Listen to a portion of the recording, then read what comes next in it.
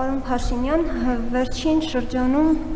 ձեր հրապարակած տեսանյութերում դուք Բարգավաճ Հայաստան կուսակցության առաջնորդ Գագիկ Ծառուկյանին անվանում եք օլիգարխ։ Սակայն 2018-ի իշխանափոխությունից հետո, որի ժամանակ իդեպ Գագիկ Ծառուկյանը աջակցել է ձեզ, դուք Գագիկ Ծառուկյանին օլիգարխ չէիք համարում, այլ նշում էիք, որ նա խոշոր սեփականատեր է։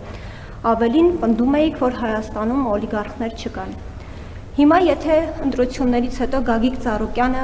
միանա ոչ թե ընդդիմադիր ուժերին, այլ քաղաքացիական պայմանագրին, նորից կդառնա խոշոր սեփականատեր, ինչպես 2018-ից հետո էր։ Շնորհակալություն։ Ես այդ հարցին այս ֆորմատով պատասխանել եմ։ Մենք խոսում ենք Ռուսաստանաբնակ եւ Բելարուսամետ օլիգարխների մասին, ոչ թե Հայաստանի Հանրապետության։ Հայաստանի Հանրապետությունում օլիգարխ չկա։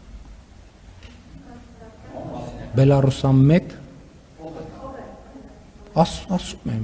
եւ Բելարուսիայում օրինակ օլիգարխ է ինքը, մյուսն էլ Ռուսաստանում է օլիգարխ։ Ինչ իսկ Հայաստանում չկա, իհարկե չկա։